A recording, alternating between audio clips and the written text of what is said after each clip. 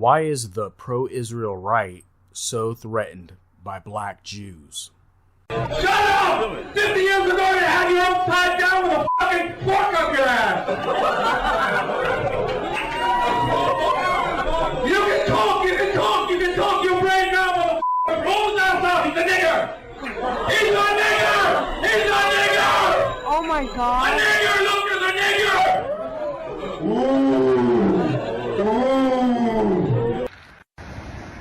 From the river to the sea, Palestine will be free. It's not an impassioned cry for freedom. It means, and has always meant, up until the last 30 days, it means and has always meant the end of Israel, the destruction of Israel, the extermination of all Jews. You can't get from the river to the sea, back to the river, without eliminating Israel. You can't change the historic meaning of that while there's hostages being held. Come up with a new slogan. Come up with a new catchphrase.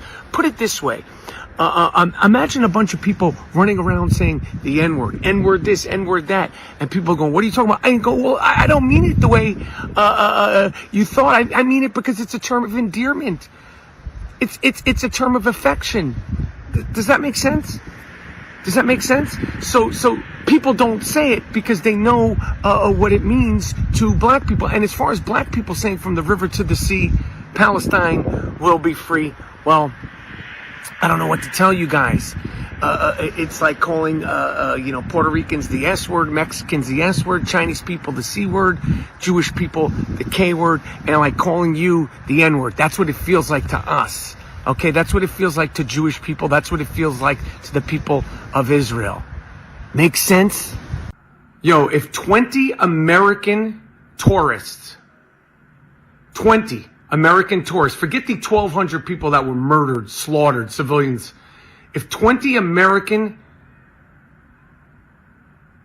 civilians, all African American, all black, all ages, were taken hostage, and 10 of them were murdered and raped, and there was 10 surviving American tourist hostages that were all black.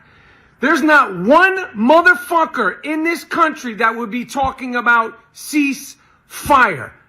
There's not one person.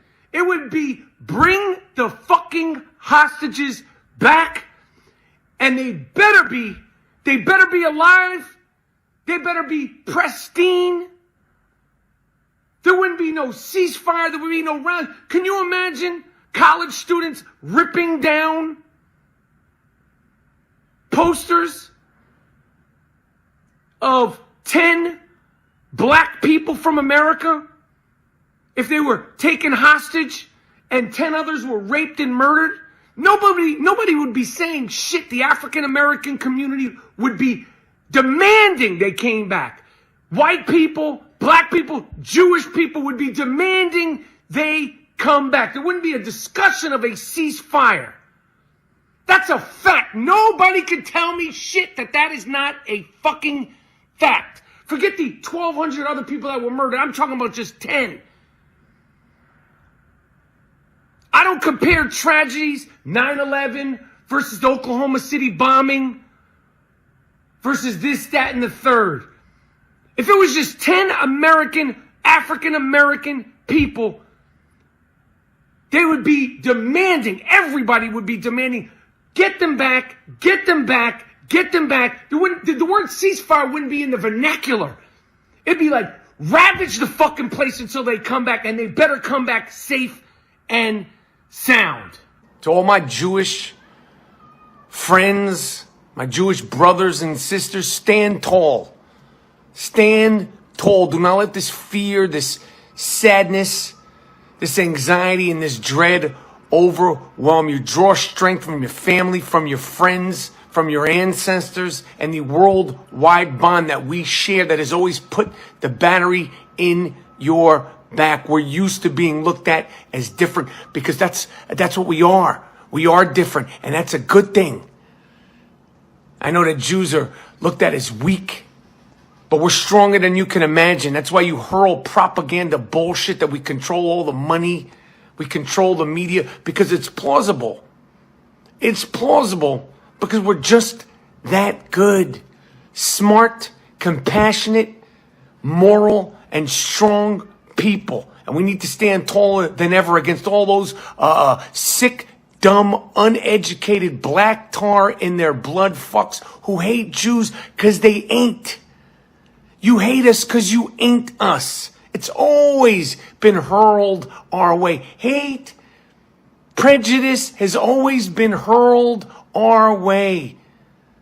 And a lot of times we deal with it with compassion or the understanding that it might be mental illness. Fuck that. Never again, you fucks. Anyone saying to me, be on the right side of history, knowing what side I'm on, means you're on the wrong side of history, which means you're on the side of terrorists, murderers, rapists who would burn and behead you and your family.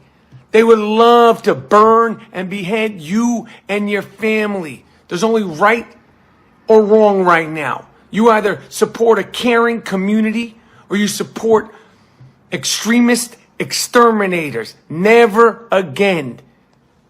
Welcome back to On Contact. We continue our conversation about the Israel lobby with Ali Abunimah and Max Blumenthal. So you were making the point before the break about how they twist the narrative in terms of the press. And I think that what we see from the documentary series is that in that they are often very effective. Well, just picking up where I left off, I mean, I was talking about them actually buying support where they have none. And, you know, you can see the echo chamber here clearly, but there's also a really revealing scene at the conference of the IAC, which is the right wing of AIPAC, a Sheldon Adelson and Adam Milstein front, Israel-America Coalition or conference. And Kleinfeld, the undercover reporter, goes to a seminar, which is off the record, and you have Israeli officials sitting on a panel complaining about African Americans and specifically young black Americans being the biggest crisis for Israel, for the pro-Israel lobby. And this really shows, I mean, this casts the Mark Lamont Hill firing by CNN, and a really talented African American commentator who spoke at the UN and gave this rousing speech for Palestinian rights and lost his job, casts it in a new light.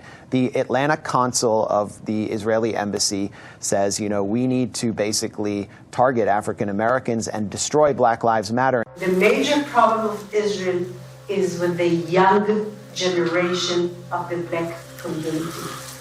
Black Lives Matter starts there.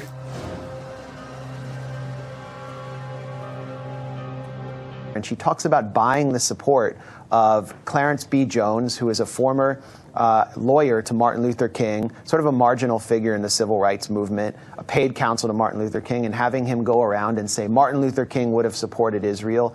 And you also see... Which he does. He writes a three-part series for... Right, for the Huffington Post. And the Israeli embassy claimed credit for basically astroturfing this pro-Israel propaganda in the Huffington Post. I had last week a sit-down dinner at my house with 40 people, which are considered the leadership of the black community. And it's very important people. They can be part of our doing an activity.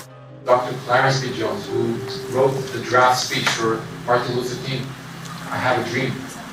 He was his lawyer, he was his close friend. He's somebody that I reached out to. He became a very close and personal friend.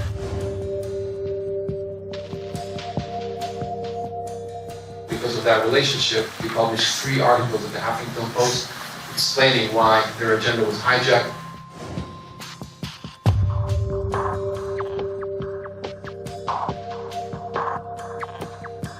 Martin Luther King will turn in his grave if he saw the anti-Israel tendencies or policies that are starting to emerge within Black Lives Matter. Soon after Black Lives Matter declared support for BDS, a fundraiser at a New York nightclub was suddenly cancelled. The venue's management said it didn't approve of the movement's stance on Israel. Tony was told by his boss, Eric, that the Israel Project was behind the decision. I don't know if you saw, but this club, ditched a Black Lives Matter event.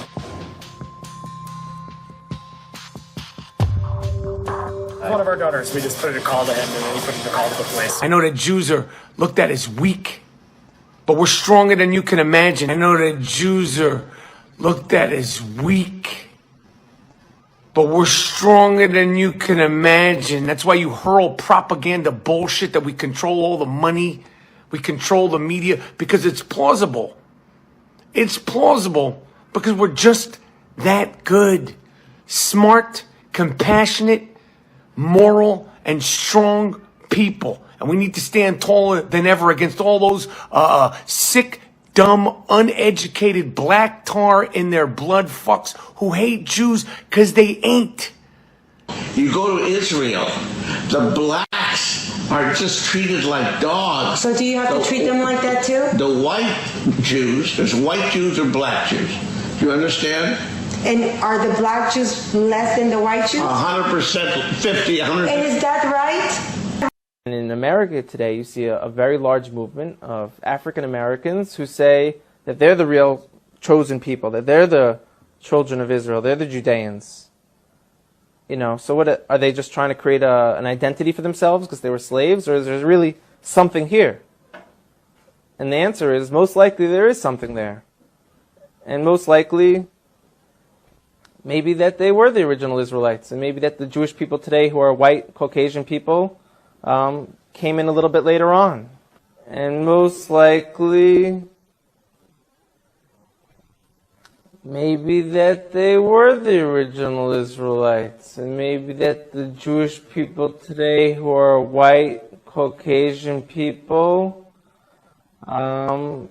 came in a little bit later on. So now we've got a big population in Rome of Jews, and they become free after some time, and they're significantly mixing, just like they were in Israel, with South Italians, and then later with North Italians, and then you have the founder event. And this is something which we actually have described in Jewish literary sources, so this is not like a new surprise to us at all. And this is something which we actually have described in Jewish literary sources. So this is not like a new surprise to us at all. Sometime around the year 800, a small group of Jews left northern Italy. We even know the names of some of them, the Colonimus family, for example. Sometime around the year 800, a small group of Jews left northern Italy. We even know the names of some of them. The Colonimus family, for example. They left their homes in northern Italy, and they made their way up to the Rhineland in contemporary Germany, those people form the nucleus of Ashkenazi Jewry, and those people form the nucleus of Ashkenazi Jewry. Those people form the nucleus of Ashkenazi Jewry. This is attested not only in the literary record that we have of the origins of Ashkenazim, but we also have some interesting DNA evidence that predates this particular study from Erfurt that even shows that roughly half of Levites who come from Ashkenaz are descended from just 4 women. 4 presumably Italian women who marry Jewish men, and Judaism is matrilineal, and these are going to be, the central representatives of rabbinic culture, so we assume there was some conversion going on there. Roughly half of Levites who come from Ashkenaz are descended from just 4 women.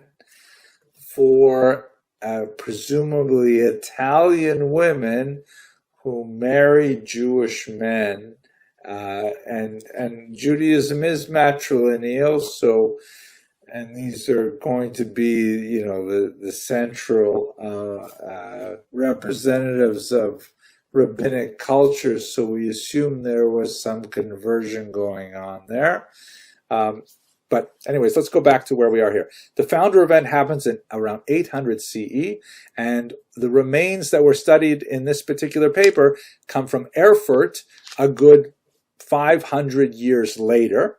And by studying the DNA of these teeth, they're able to draw connections backwards that specifically prove this point, that they all descend from a small group of northern Italians in particular. That they all descend from a small group of northern Italians in particular. Bottom line, what exactly are the Ashkenazi Medim? Have a look at this map here. This is a DNA mapping trajectory of migrations that was identified in a fascinating earlier study by a man named Behar. And the Erfurt data confirms this basic model, that big purple line represents the huge chunk of Jews leaving the land of Israel probably around the 1st and 2nd century, making their way through Italy. There's a big Italian chunk in this story, and then up into the heartland of Germany, where they form the nucleus of the Ashkenazi community. And from there, they spread out to the east in particular. That's where the Russian, Lithuanian, Polish, Romanian populations really expand, and from there they'll come to America later. There are some Sephardic admixtures. You can see there's some green lines there that suggest other routes of migration across the coast of North Africa, and this is not accounting for every single Jew, but it does speak to the Ashkenazim in particular. And what do the numbers look like? When you study the DNA of these Erfurt Ashkenazi Jews, who, by the way, and this is the lead story that appeared in the Times today, are remarkably similar to modern Ashkenazi Jews. In fact, modern Ashkenazi Jews have a much narrower spectrum of DNA than the Erfurt Jews. They come from a broader group. About 15 to 45% of the DNA of those Jews in 1350 was from the Middle East. But a large chunk, 45 to 70% of the DNA of those Erfurt Jews came from Italy. Slightly different balances between South and North, slightly different proportions between the two communities of Jews that are represented in Erfurt, but this tells the whole story about the lighter complexion. Ashkenazi Jews look lighter skinned primarily because they passed through Italy over the course of 800 odd years before they decided to make their way up to Germany. But this tells the whole story about the lighter complexion. Ashkenazi Jews look lighter skinned primarily because they passed through Italy over the course of 800 odd years before they decided to make their way up to Germany. Once they got to Germany, they basically didn't intermarry at all, or a very, very small number of them. Huge level of endogamy that resulted in the white complexion. And there you go. That's basically the story of how Jews got to be white eligible. Ashkenazi Jews got to be white eligible. Once they got to Germany, they basically didn't intermarry at all, or a very, very small number of them. Huge level of endogamy that resulted in the white complexion. And there you go. That's basically the story of how Jews got to be white eligible. Ashkenazi Jews got to be white eligible. Now, I know there's some geographic reasons why we might have endogamous relationships. People who were born on an island, for example. So is there any tools out there that can help us see that quickly? Not necessarily. So there isn't one like surefire, hey, run your DNA through this tool and it's going to help you sort out your endogamous relationships. So it's still very much something that our DNA testing companies are even grappling with, because people who have very endogamous family, like Ashkenazi Jew is probably one of the best examples of this. They just, there's no getting away from it, right? They can't, because their entire pedigree chart is filled with these kinds of relationships. Ashkenazi Jews, which represent about 75% of American Jewry, we married our first cousins for approximately 200 generations. We have a greater burden of genetic disease because, in fact, many of us are related. We're cousins. We may be distant cousins, but in fact the literature indicates that approximately 42% of us are related to one of 4 women that lived between the 12th and 13th century. When you think about that, and the list of genetic disorders that appear to be more prevalent in the Ashkenazi Jewish population, you're actually looking at a likelihood that 1 out of 4 persons of Ashkenazi Jewish ancestry will be a carrier for at least one of the top 16 to 17 disorders. Even the students, most students have heard about Tay-Sachs, but short of Tay-Sachs and maybe 1 or 2 other disorders, they rarely, if ever, have heard about Gaucher or any of the other Ashkenazi Jewish diseases. The Jewish Almanac, Siegel, page 3. Strictly speaking, it is incorrect to call an ancient Israelite a Jew, or to call a contemporary Jew an Israelite or a Hebrew. The first Hebrews may not have been Jews at all, and contemporary Palestinians, by their own definition of the term Palestinian, have included Jews among their own people. Although in choosing the name Palestine for their homeland, they have picked a name that originally signified the opposite, an enclave of foreigners. Ashkenazic Jews, mysterious origins unraveled by scientists thanks to ancient DNA. Dr. Iran Elhaik. For a more scientific take on the Jewish origin debate, recent DNA analysis of Ashkenazic Jews, a Jewish ethnic group, revealed that their maternal line is European. It has also been found that their DNA only has 3% ancient ancestry, which links them with the Eastern Mediterranean, also known as the Middle East, namely Israel, Lebanon, parts of Syria, and Western Jordan. This is the part of the world Jewish people are said to have originally come from according to the Old Testament. But 3% is a minuscule amount, and similar to what modern Europeans as a whole share with Neanderthals. So given that the genetic ancestry link is so low, Ashkenazic Jews' most recent ancestors must be from somewhere else. The Ford, Jewish independent nonprofit. Can 23andMe tell us if Jews are a race? And is that a good thing? By Ari Feldman, July 30th, 2017. Indeed, 23andMe and Ancestry.com doesn't even try to attempt to isolate Jewish genes, just Ashkenazic genes. 23andMe lists Ashkenazi Jewish as a reference population within the larger European population. Ancestry.com calls Jewish genes European Jewish. Sephardic Jews are not considered a distinct population by either company or by researchers.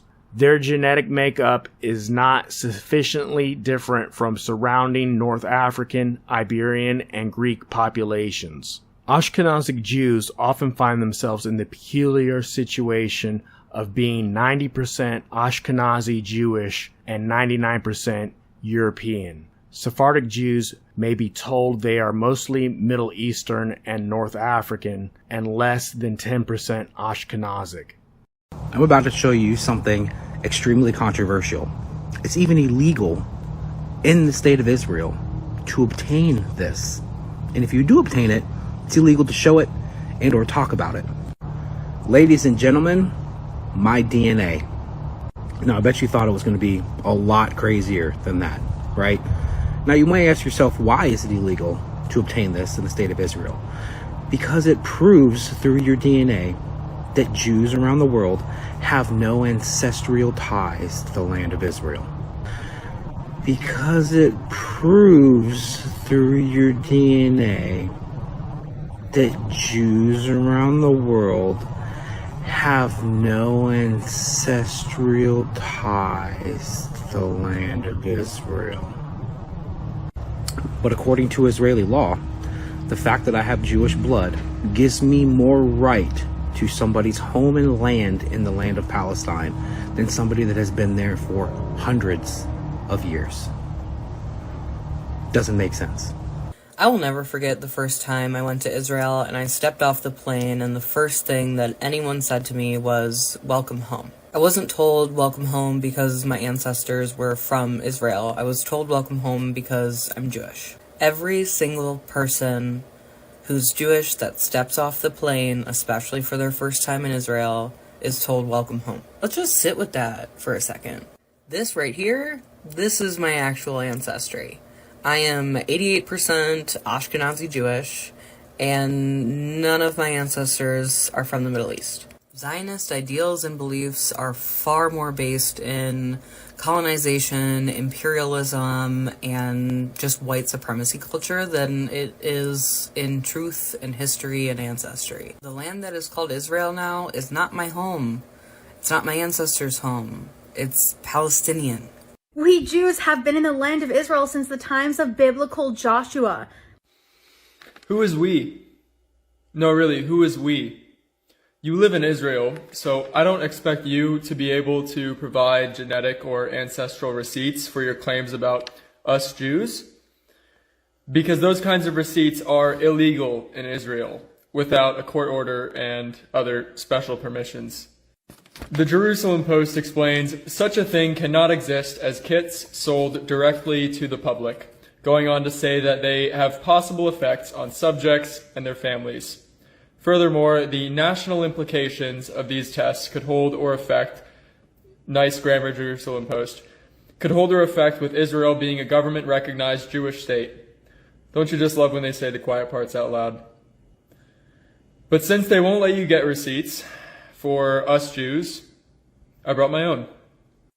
Wow. So I, an Ashkenazi, have no genetic or ancestral ties to the region of historic Palestine, and yet Israel still claims it's my homeland, which I could move to and become a citizen of under the ironically named Law of Return. Personally, I don't think this comment is well thought through, but since you like to make a lot of assumptions, let's look at a DNA test. I also want to preface that I'm not even full Palestinian. From my mom's side, I'm full Palestinian, but from my dad's side, I'm part European. And one last thing, this is my full-blooded brother's DNA test. Since he got his, I don't really need to do mine. So let's take a look at the results. Now, my fellow shitty Zionist, what does that say up there? That's right, I'm 56% Middle Eastern. And not only that, but I'm 37% Levantian. And if you look at the bottom, I'm 0.2 Ashkenazi Jew, which might possibly piss you off. Also, to your comment, Palestinians were Arabized in the 7th century and go as far as back as 10,000 years to the Canaanites. And to this day, we still have Palestinian families with the last name Canaan, which translates to Canaanite. And now it's your turn to show me your results. I hope you're not going to be afraid to get a DNA test because it is illegal for you to do so. Want to fully understand your family genealogy? Not without a court order. According to some ancestry websites, there are indicators to tell you if you possess Jewish DNA or not. If you live in Israel and want to find out where your family comes from, what do? One thing is for certain, an ancestry kit from the local pharmacy is out of the question, according to a Yediot Ahronoth report. While millions of such kits have been sold in the United States, Israelis are forbidden to buy ancestry DNA kits from the store without presenting a court order, as the Israeli government controls these types of purchases due to the Genetic Information Law. By law, genetic information/genetic testing may require obtaining explanations from a doctor and informed consent to perform the test, and should be checked only in the laboratory by a genetic institute recognized and licensed. Such a thing cannot exist. Kits sold directly to the public, the Ministry of Health told Israeli publication Yediot Ahronoth. Such kits are also highly criticized for their reliability, for the interpretation of their results, and for possible effects on subjects and their families. The court order can be issued after thoroughly examining reasoning behind the test as well as overseeing the process is done corrected in a licensed fashion, by rule of law. The government uses these measures to protect the public so that insurance companies, private parties, etc. won't misuse the private information for personal gain, as well as the national implications these tests could hold or affect with Israel being a government-recognized Jewish state. I tried to get the Ancestry kit in Israel, but I couldn't. I tried to send it to Israel and it didn't work. So on my trip to New York I just went to the drugstore and bought it. Roi Latka told Yediota Haranon. Ancestry kits are meant to help you fully understand your family genealogy, your ethnic background, family origin, family records, and can even help you find ancestors you never knew you had, which can help you answer a lot of questions or give you a million more. After sending in a few DNA swabs to a commercial lab for testing, your results will normally return to you within 6 to 8 weeks. According to some ancestry websites, there are even indicators to tell you if you possess Jewish DNA or not, even going as far to distinguish if you possess Ashkenazi or Ethiopian Jewish DNA among other categories. There are a number of videos that can be found on YouTube displaying reactions from consumers of these kits once their ancestry information is revealed, including one in which an Egyptian Palestinian figured out that she had Jewish DNA, possibly showing the two cultures are closer in ancestry than they believe. However, with this luxury unavailable in Israel, where even Israeli manufacturers of this DNA test are unable to sell their product within their own country, Israelis have to look elsewhere to join in on this growing consumer trend. There's a theory, it's widely accepted as anti-Semitic, that Ashkenazi Jews come from the Khazars and they're not Levantine. But DNA tests. It's not anti-Semitic. It's a question of fact. So Shlomo Sand, for example, has argued that, I think probably exaggerated, but it's simply a question of fact. If my ancestors from the Ukraine have Khazar roots, changes nothing. I'm Jewish. My grandfather was Jewish. My family happens to have a story saying that we're descended from the Baal Shem Tov. Okay, that's part of the culture. Doesn't matter what the DNA shows. We live, this is a point that Ahad Ha'am made over a century ago in his lectures on the two Moseses. He says, yes, there's a Moses of history who may have existed, may not have existed. There's a Moses of culture, and that exists as a cultural phenomenon. And it's the cultural phenomenon within our cultural tradition, whoever Moses might have been, and if he even existed. Yes, that's true. We live in a world of cultural traditions. Makes no difference what the DNA says. So, okay, if the DNA says we're not descended from the Baal Shem Tov, hence back to King David, but we're descended from somebody in the Caucasus, makes absolutely no difference to our identity. اليهود الذين أتوا إلى فلسطين هم يهود الخزر شرق قزوين، هم وثنيون وتبعوا الديانة اليهودية في القرن الثامن الميلادي، هاجروا إلى أوروبا وأتوا إلى هذه المنطقة. لا يوجد أي علاقة بينهم وبين شعب إسرائيل. Whether they immigrated from Italy, the Caucasus, or both, or even elsewhere, the overwhelming majority of Ashkenazi Jews are the descendants of European, that is, Yafethic converts, and are not Semites. In Talmudic Judaism, Jewish lineage is traced through the mother's line. Considering that 40% of Ashkenazi Jews trace their maternal mitochondrial DNA to one of 4 haplogroups, which originated in prehistoric Europe, and that overall at least 80% of Ashkenazi mitochondrial DNA lineages are of European origin, how is it that the majority of Ashkenazi Jews try to prove their link to the land of Canaan and to the bloodline of Yasharal through non-Semitic mitochondrial DNA? We know that these 4 Ashkenazi founding mothers were presumably Italian, and that under the influence of Roman law and not the Torah, the practice of tracing Jewishness through the mother's line became the prominent feature within Talmudic Judaism, the faith of the converts. Even through autosomal DNA, which traces all your family lines back 7 to 9 generations, we find that the average Ashkenazi Jew only has 3% ancient ancestry that broadly links them to the Middle East. This is on par with Elizabeth Warren claiming to be Cherokee because of her 164th Native American ancestry. Now, I'm not saying that you shouldn't be proud of that 3% or whatever minuscule amount you have, but claiming a whole ethnic heritage and identity off of it is just simply ridiculous. Now that the mitochondrial and autosomal DNA cat is out of the bag, some have tried to pivot and lean upon the paternal Y line to support their claims of being Semites and not just white Europeans cosplaying as Semites.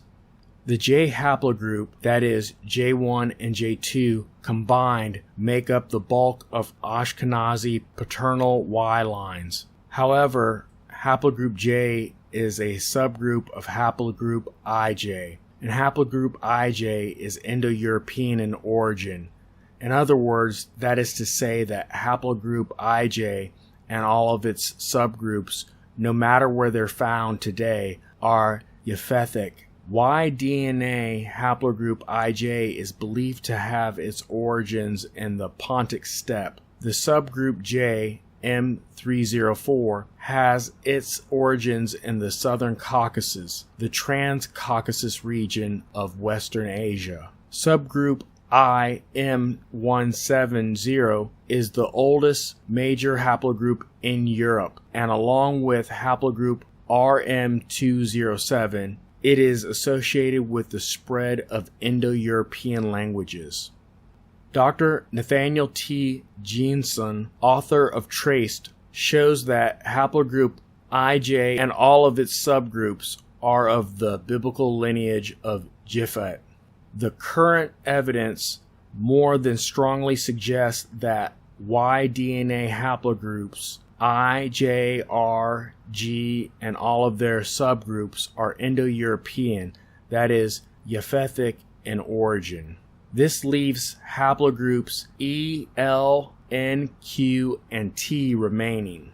Haplogroup E being larger than haplogroups L, N, Q, and T combined. Y-DNA haplogroup E is also associated with the Natuvians and origin and spread of Afro-Asiatic languages, Hebrew and Arabic being branches of the Afro-Asiatic language family. The Khazars, a nomadic conglomeration of Turkic tribes who converted to Judaism sometime during the 8th century, controlled the Pontic steppe down toward the Southern Caucasus from around 740 to the year 1016 of the Common Era. This is also the region where haplogroup IJ is believed to have originated.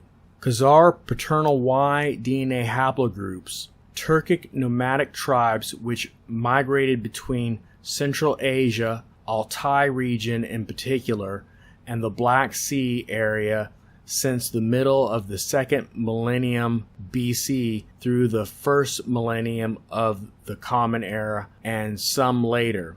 They belong apparently to different tribes and different haplogroups. Among them, haplogroups C, G, Q, R1A, R1B. However, thus far only haplogroup R1A was discovered among ancient excavated DNA of the Scythians and related tribes. There are many peoples with a large share of R1A Z93 who speak Turkic languages and who seem rather closely related to the DNA lineages of the Khazars, Tartars, Baskers, Kyrgyz, Caucasian, Karakavo, Balkars. Also noteworthy, Y-DNA haplogroup R1A is common among Ashkenazi Levites. Now, if you pay attention to the map on the right side of your screen, you will see Turkey colored purple. And there you will find ancient Ashkenaz and Pergamos, where Satan has his throne according to the book of Hazan, Revelation, chapter 2, verse 12. In Arthur Koestler's book, The 13th Tribe, it is interesting that he noted that Turkey was also referred to as Edom. Now, directing your attention to the orange area of the map, this is the region of the proselyte Jewish nation of Khazaria from around 740 to 1016 CE. Next to it in the red is the Pale of Jewish Settlement, a place where Eastern European Jews were made to live from 1772 to 1917. The striped green area is where the territory once controlled by the Jewish Khazars and the Pale of Jewish Settlement overlap. Take a moment to study the map on your screen.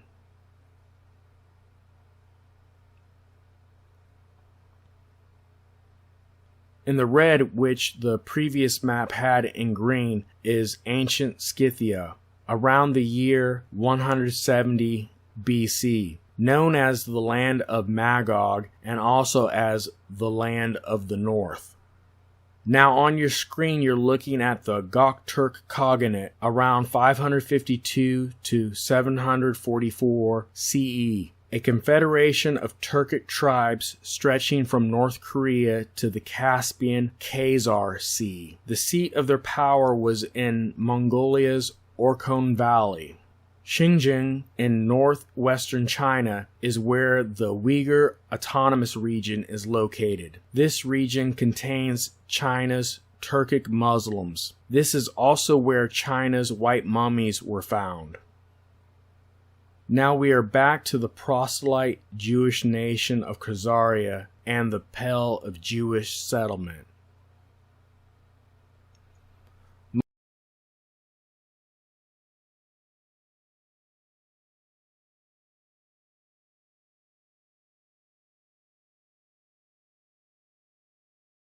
Most Ashkenazi Jews are not Semites. They are mainly white Europeans of the line of Japheth. As you can see, the two Ashkenazi Jews on the screen are 99.9 to 100% European and yet 88.1 to 97.2% Ashkenazi Jewish, as compared to the Palestinian man who has DNA linking him to the Middle East, which is just Northeast Africa. However, those of the line of Edom are mixed among the Ashkenazim. The book of Bereshit, Genesis, chapter 9, verse 27. Let Elohim enlarge Japheth, and let him dwell in the tents of Shem, and let Canaan become his servant. The word translated as enlarge is the word pathah, which also has the meaning to allure, entice, deceive. The book of Bereshit, Genesis, chapter 10, verses 1 to 3. And this is the genealogy of the sons of Noah, Shem, Ham, and Japheth. And sons were born to them after the flood. The sons of Japheth, Gomer, and Magog, and Madai, and Yawan, and Tubal, and Meshech, and Tyrus. And the sons of Gomer, Ashkenaz, and Raphath, and Togarmah. Before they took over the land of Canaan, Uganda was proposed as a homeland in 1903. This is the region in which Yasharal took refuge after the fall of Jerusalem and the persecutions that followed.